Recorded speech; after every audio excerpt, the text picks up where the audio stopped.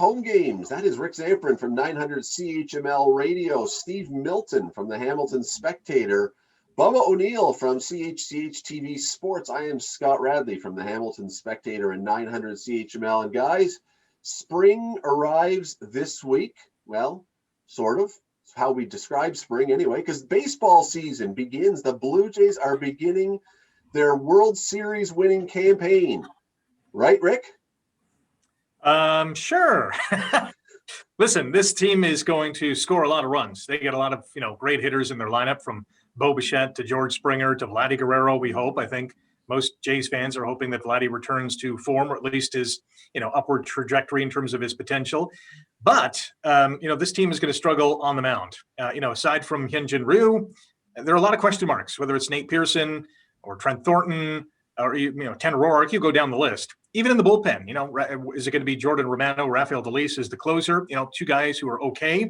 Kirby Yates gone for the season already. He's going to have Tommy John surgery. So I think at the plate, they're going to be good. I think defensively, they'll be good. The pitching is going to be their Achilles heel. So I imagine they're going to win a lot of games 10-8, and they're going to lose a lot of games 10-8. So, yeah, they'll be competitive. I don't see them being a World Series contender. They got power in that. You're right, Ray. It's an excellent top to bottom line. But injuries are going to play a big role. But injuries play a big role for a lot of other teams too. I think the Yankees are vulnerable in a certain spot there. And so the problem with the Jays is they play the Yankees so often to start. One thing I'm very happy about is that opening day, even though it's on the road, is in the afternoon for once.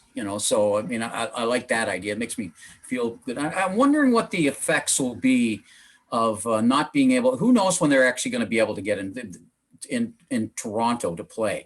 And even if they get to Buffalo, will Toronto fans be able to go over because they can't come back? I mean, who knows what the border situation is going to be. For the second negative. Well, it's a negative, and especially when other teams are going to have fans there. I mean, they're going to have them in Florida to some degree, and I think they might actually do a little bit better when they're in Dunedin than when they do to move to Buffalo, partly because there's the home field advantage. But the back end of their bullpen is affected by the front end of their pitching staff. So they could win this with a really good bullpen and kind of late inning hitting that they could come up with. I shouldn't say win it, but contend. And but if they have to use the back end of their bullpen to feed injuries and holes in the front end, that equation falls apart a little bit. Guys, I think we've all been drinking the soup here, or drinking too much sauce. This may be the most overrated Blue Jays team we've seen in some time. And I'm not denying that there's some young talent that is going to impress. They're going to be probably a fun team to cheer for. But there are holes everywhere on this team, and it cannot be denied. Who is going to be the third baseman? Kevin Biggio has played, 15 games there in his career? We're still not sure of the infield if it's Simeon or Bichette are going to swap. The first baseman, even though he's lost 40 pounds, is still learning the position.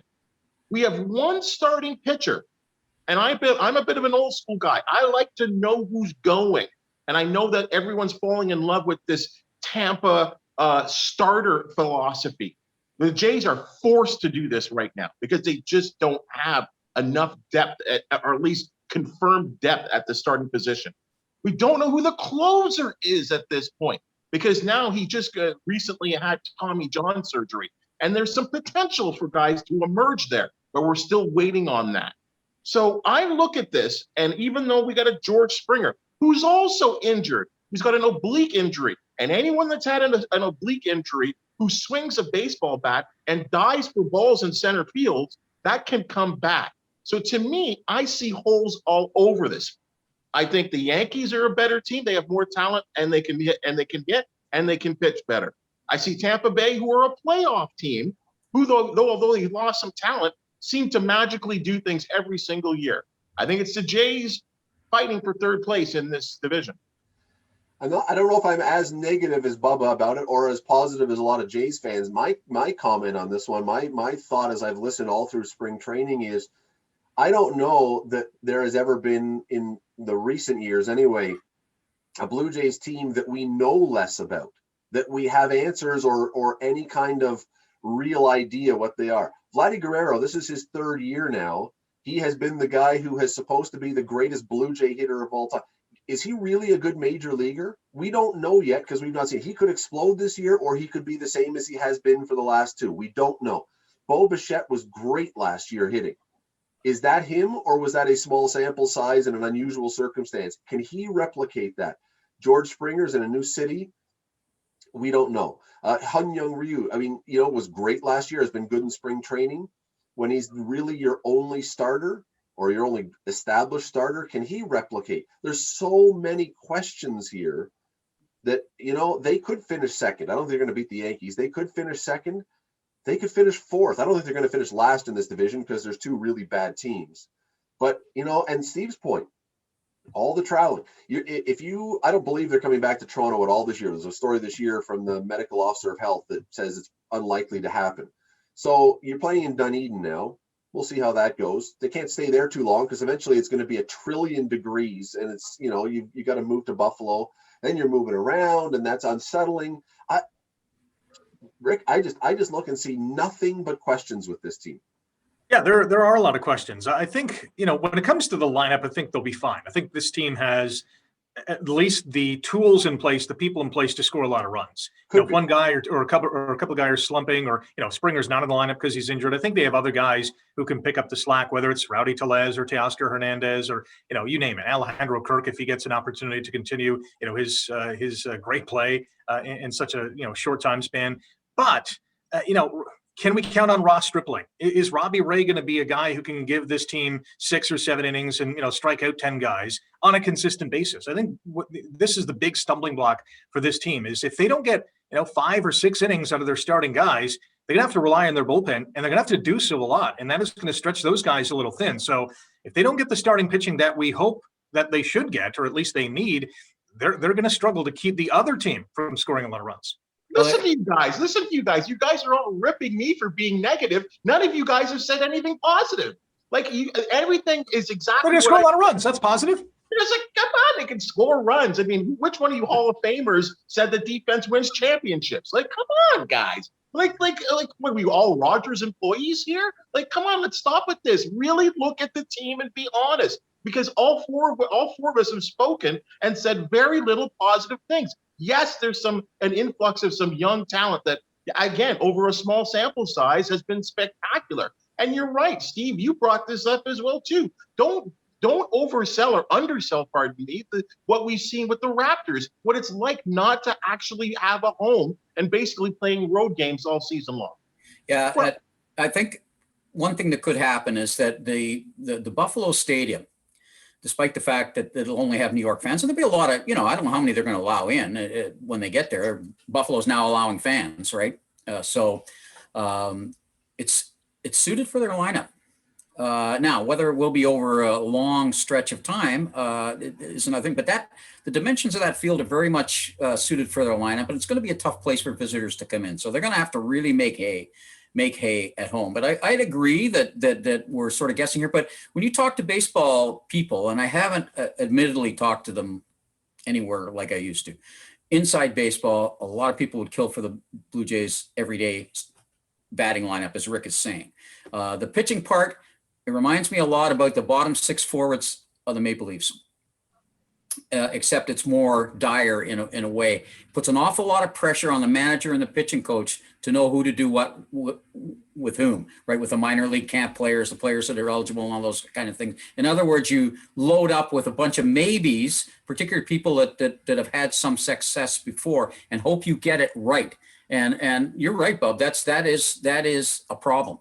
But we've already seen that. Who else is really, really good in the American League? I mean, Chicago's great. In my mind, I think they're as good as anybody.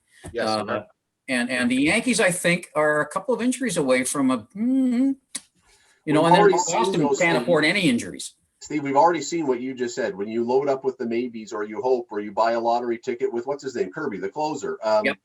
He was a risk because there was, he was coming off Tommy John or coming off some injury, and already we haven't even thrown a pitch in the regular season. And look, the Jays need 1 or 2 injuries more. Robbie Ray needs to carry his child down the steps one more time, or whatever else. I mean, he's already injured and missing his start, not badly injured, but that pitching lineup is pretty darn thin right now, and a couple injuries there, and doesn't matter how good your lineup is. To Rick's point off the top, 10-8 games, they're not going to win you many championships. They're not going to get you to the playoffs very often. They're going to be exciting to watch if that's what happens.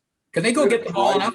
Hmm? Are they good enough with the glove? I mean, they I think so. with Springer, they that should have an effect across the lineup, especially up the middle, and the new shortstop / second baseman. Are they still good enough with it? I mean, are you confident if you're pitching and you're a marginal pitcher that the guys are going to catch the ball? I'm not sure yet. I mean, I wouldn't have been the last couple of years. That's everything. That's everything. Yeah. We're not sure yet. That's the entire answer to the Blue Jays season. We're not sure. I look at it this way too. This team was a playoff team last year. Again, they didn't play as many games. They were on the road all year, in Buffalo. So there's, the same aspect that they're going to deal with this year. I think their lineup is better this year. I think their defense is a little bit better this year. I think their pitching is kind of the same as last year. I mean, other than Ryu, who else really kind of stood out? I think this is a 500 team, 83, 84, 85 wins if they play 162. I think this is a competitive team, but not a division title challenger.